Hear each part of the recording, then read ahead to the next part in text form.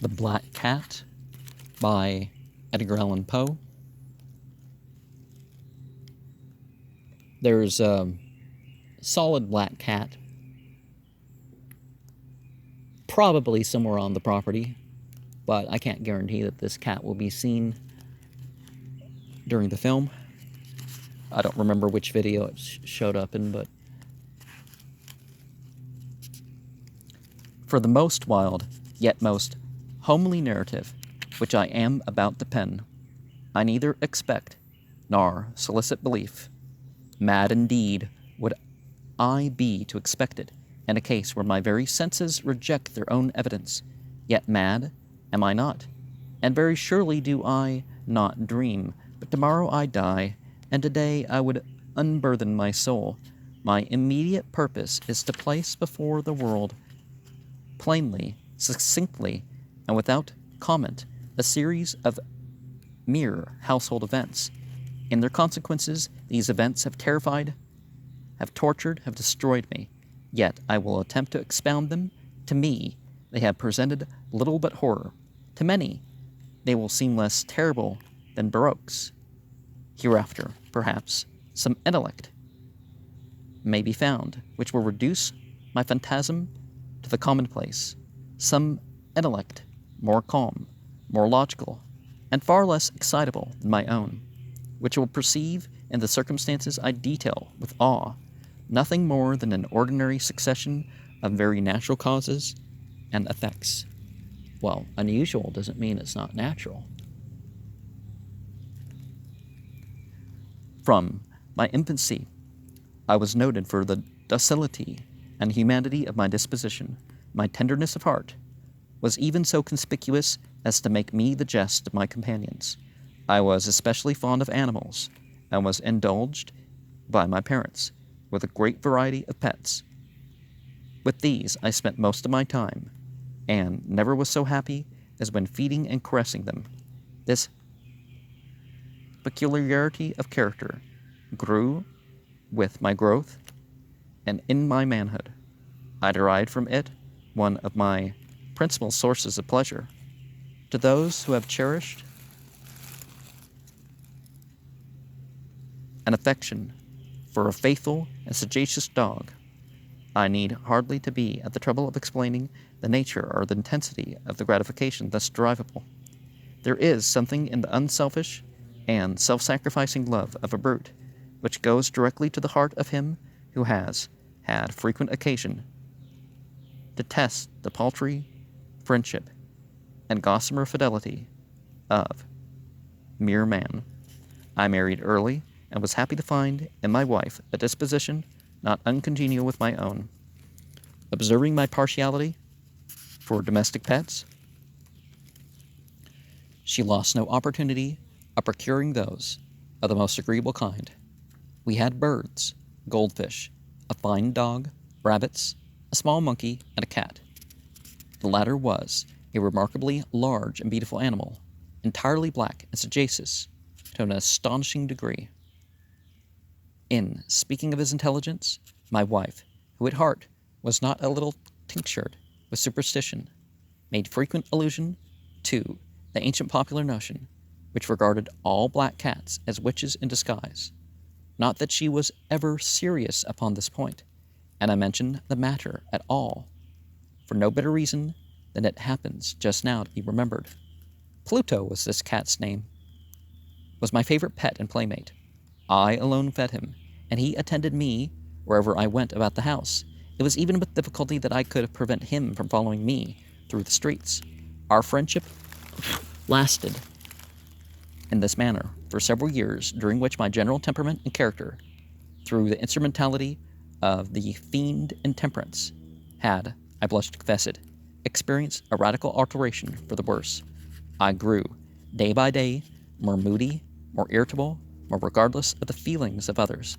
I suffered myself to use intemperate language to my wife. At length, I even offered her personal violence. My pets, of course, were made to feel the change of my disposition. I not only neglected but ill-used them. For Pluto, however, I still retained sufficient regard to restrain me from maltreating him. as I made no scruple of maltreating the rabbits, the monkey, or even the dog, when by accident, or through affection, they came in my way. But my disease grew upon me, for what disease is like alcohol? Well, B vitamins are something that addresses the nicotine and the caffeine addictions as well. But yeah, one drug addiction to another, regardless of the physical and other ways to deal with it, or they're not the same. At length, even Pluto, who was now becoming old and consequently somewhat peevish, even Pluto began to experience the effects of my ill temper. One night, returning home much intoxicated from one of my haunts about town, I fancied that the cat avoided my presence. I seized him when, in his fright at my violence, he inflicted a slight wound upon my hand with his teeth. The fury of a demon instantly possessed me. I knew myself no longer. My original soul seemed at once to take its flight from my body, and a more than fiendish malevolence, gin-nurtured, thrilled every fibre of my frame. I took from my waistcoat's pocket a penknife, opened it, grasped the poor beast by the throat, and deliberately cut one of its eyes from the socket. I blush, I burn, I shudder when I pen the damnable atrocity. Well, cats do that. They prick you. They just poke you with their teeth or their claws. They're not really trying to hurt you or something. It's just, and yeah, you don't gouge out eyes unless you're fighting for your life or something. But when reason returned with the morning, when I had slept off the fumes of the night's debauch, I experienced a sentiment, half of horror, half of remorse, for the crime of which I had been guilty.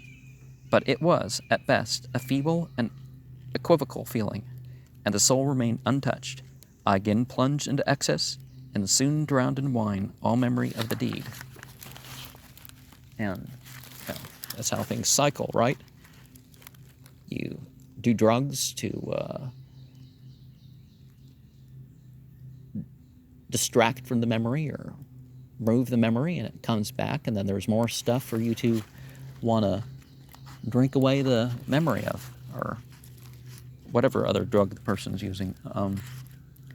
In the meantime, the cat slowly recovered.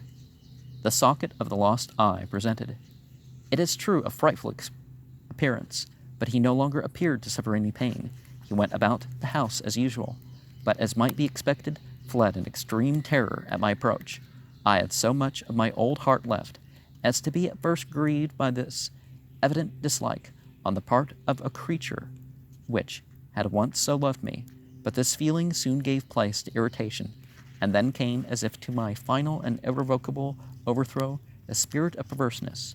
Of this spirit philosophy takes no account, yet I am not more sure than my soul lives than I am that perverseness is one of the primitive impulses of the human heart, one of the indivisible primary faculties or sentiments which give direction to the character of man.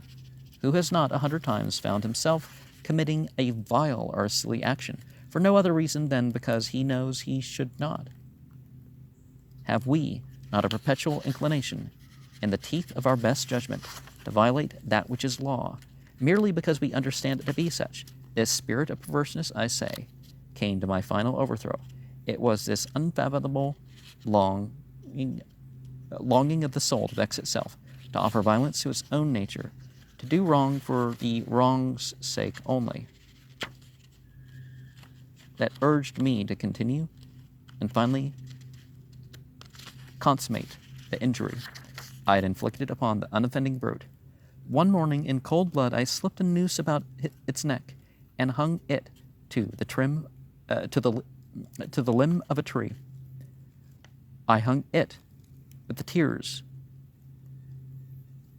streaming from my eyes, and with the bitterest remorse in my heart, hung it because I knew that it had loved me, because I felt it had given me no reason of offense, hung it because I knew that in so doing I was committing a sin, a deadly sin, that would so jeopardize my immortal soul as to place it, if such a thing were possible, even beyond the reach of the infinite mercy of the most merciful, the most terrible God.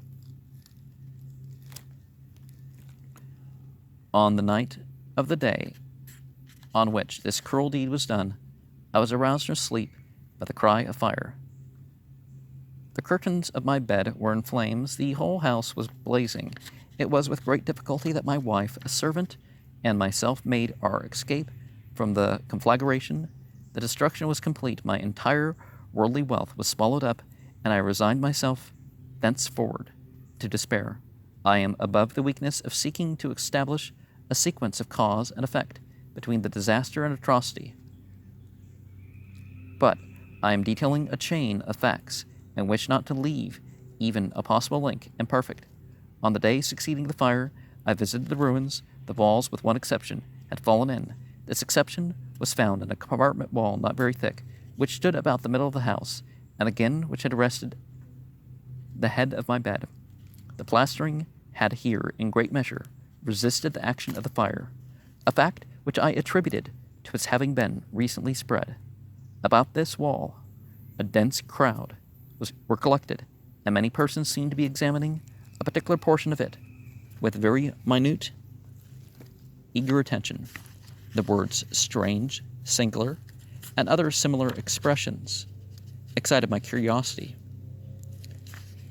I approached and saw, as if graven in bas relief upon the white surface, the figure of a gigantic cat. The impression was given with an accuracy truly marvelous. There was a rope about the animal's neck. When I first beheld this apparition, for I could scarcely regard it as less, my wonder and my terror were extreme. But at length reflection came to my aid. The cat, I remembered, had been hung in a garden adjacent to the house. Upon the alarm of fire, this garden had been immediately filled by the crowd, by some one of whom the animal must have been cut from the tree and thrown through an open window into my chamber. This had probably been done with the view of arousing me from sleep. The falling of other walls had compressed the victim of my cruelty into the substance of the freshly sprayed plaster, the lime of which, with the flames and the ammonia from the carcass, had then accomplished the portraiture as I saw it. Although I thus readily accounted to my reason, if not altogether to my conscience, for the startling fact just detailed, it did not the less fail to make a deep impression upon my fancy. For months I could not rid myself of the phantasm of the cat, and during this period there came back into my spirit a half-sentiment that seemed, but was not, remorse. I went so far as to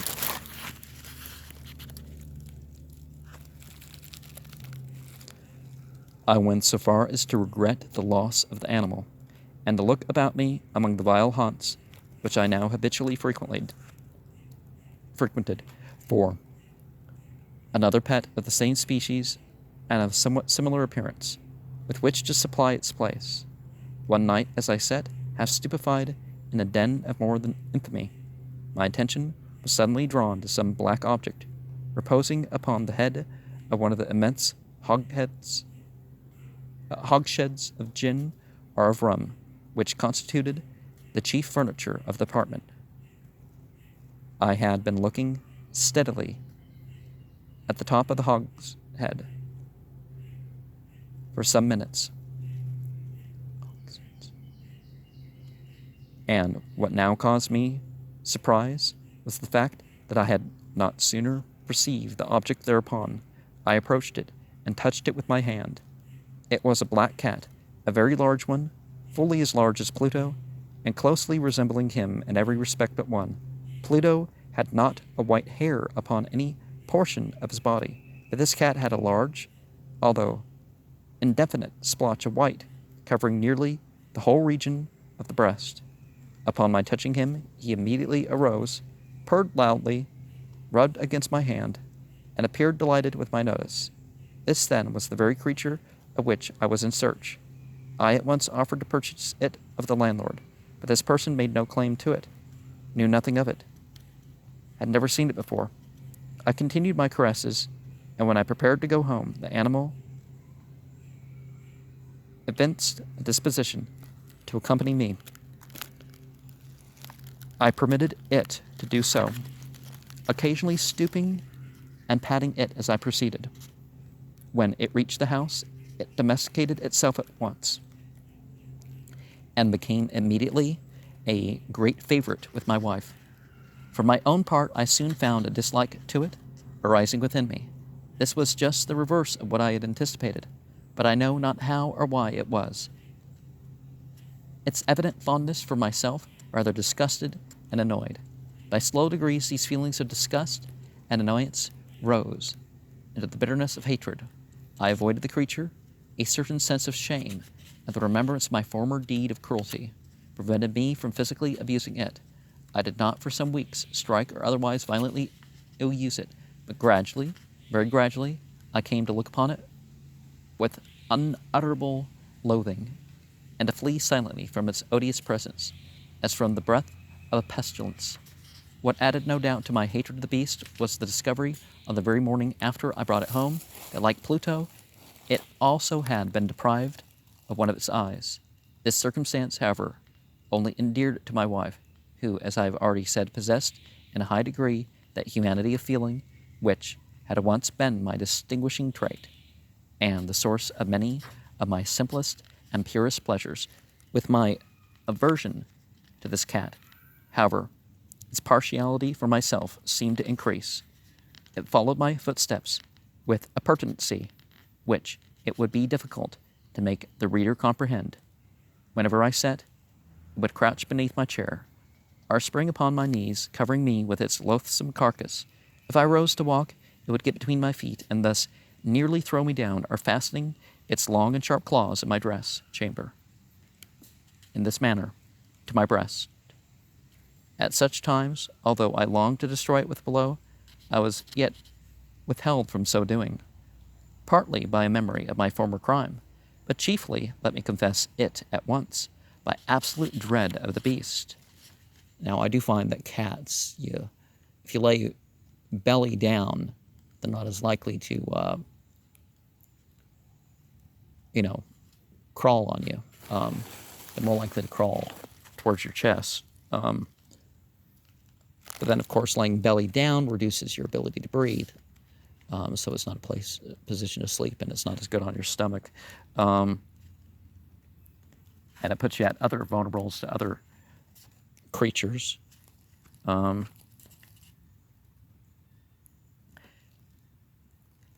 This dread was not exactly a dread of physical evil, and yet I should be at a loss how otherwise to define it.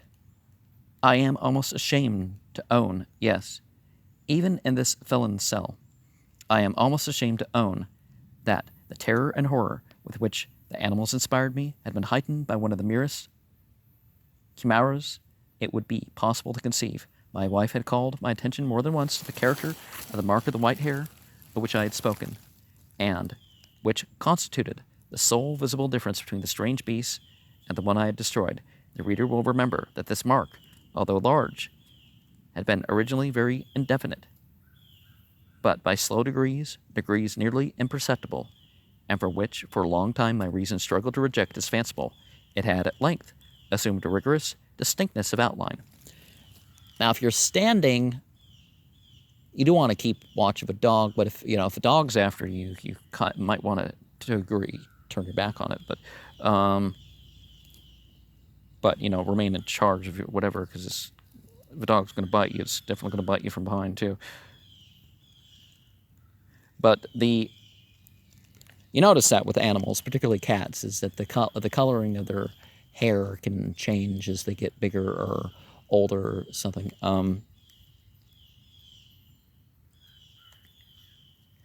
It was now the representation of an object that I shuddered to name, and for this, above all, I loathed and dreaded, and would have rid myself of the monster I dared it. It was now, I say, the image of a ghastly thing, of the gallows, O mournful and terrible engine of horror and of crime, of agony and of death! And now was I indeed wretched beyond the wretchedness of mere humanity, and a brute beast whose fellow I had contemptuously destroyed, a brute beast to work out for me, a man fashioned in the image of the high God. Well, so is everything else the reflection. That biblical word doesn't mean that we look like God. It's like there's reflection that God manifested qualities. And I mean, so much of inseparable woe, alas, neither by day nor by night knew I the blessing of rest anymore. During the former, the creature left me no moment alone, and in the latter, I started hourly from dreams of unutterable fear to find the hot breath of the thing upon my face, and its vast weight an incarnate nightmare that I had no power to shake off, incumbent eternally upon my heart. Beneath the pressure of torments such as these, the feeble remnant of the good within me succumbed. Evil thoughts became my sole intimates.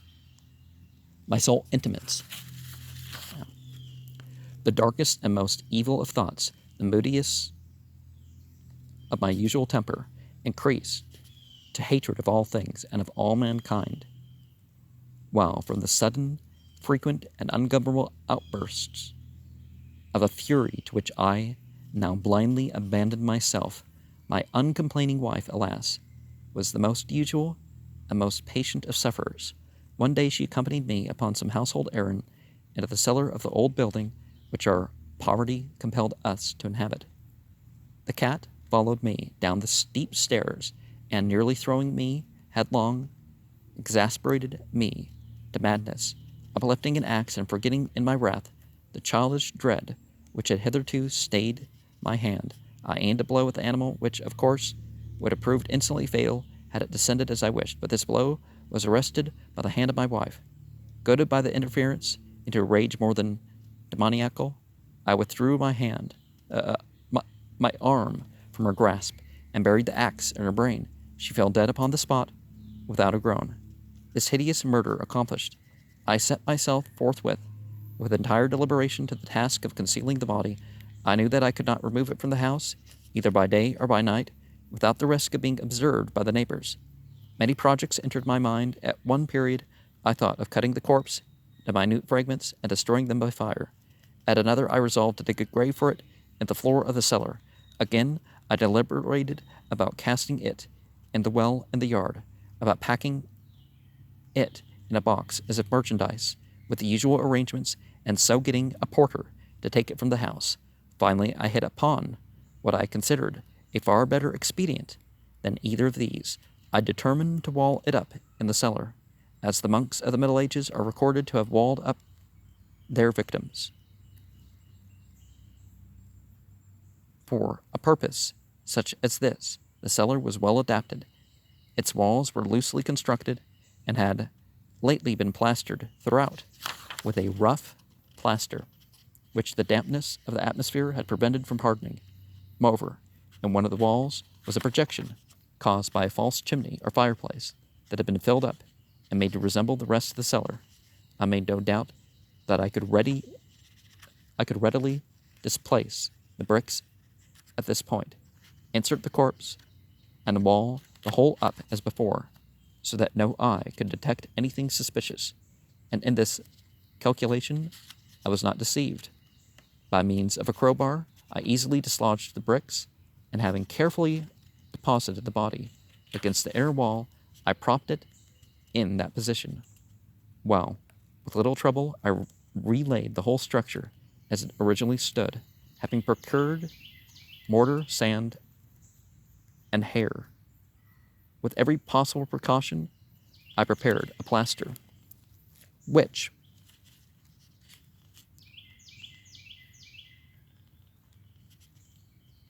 could not be distinguished from the old, and with this I very carefully went over the new brickwork. When I had finished, I felt satisfied that all was right. The wall did not present the slightest appearance of having been disturbed. The rubbish on the floor was picked up with the minutest care I looked around triumphantly and said to myself, "Here at last, then, my labor has not been in vain."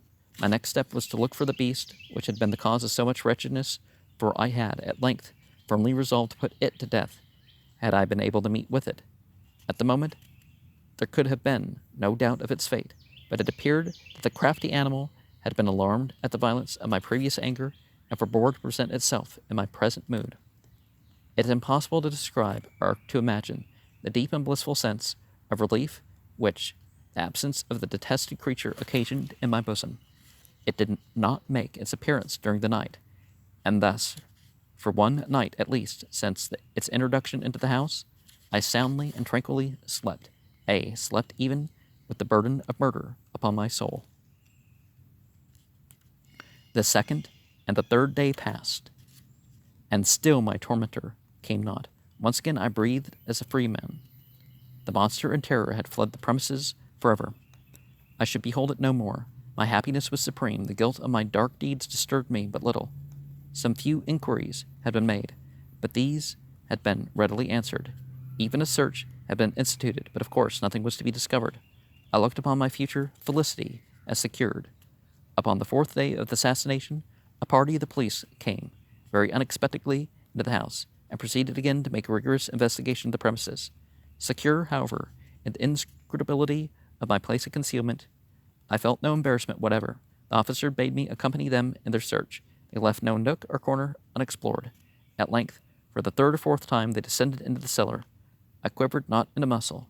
My heart beat calmly as that of one who slumbers in innocence. I walked the cellar from end to end. I folded my arms upon my bosom, and roamed easily to and fro. The police were thoroughly satisfied and prepared to depart. The glee at my heart was too strong to be restrained. I burned to say, if but one word, by way of triumph, and to render doubly sure their assurance of my guiltlessness.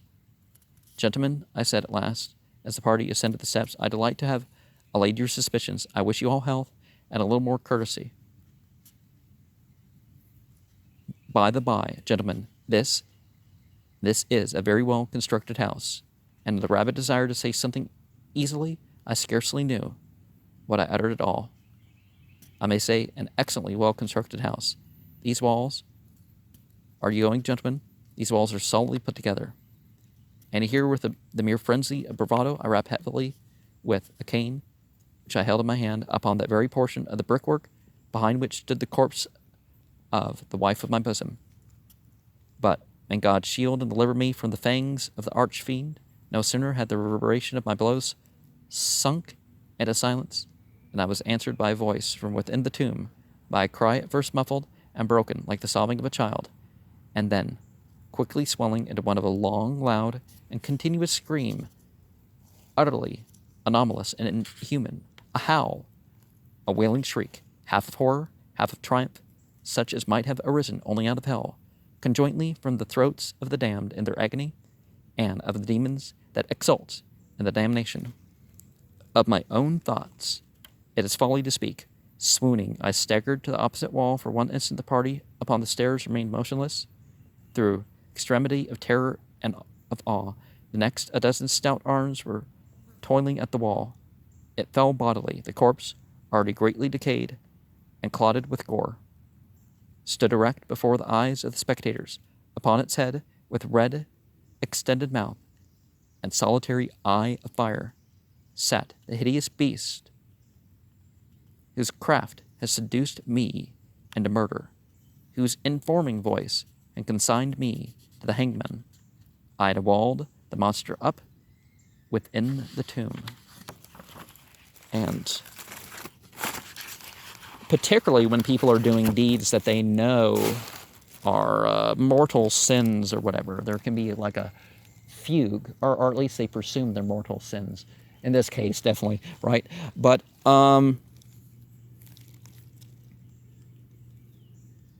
there can be that break, and they're, stuck in the nightmare, right? It's not a physical nightmare. But yeah, if a cat somehow ends up surviving and, makes some sound and, exposes that sort of thing. But you missed, drugs can make the difference. How the lesser sins, as you would call them, can make a difference. You don't want to be one of these people that's hurt some animal. And very often, serial killers and other killers or something like that, or whatever, they start by abusing an animal.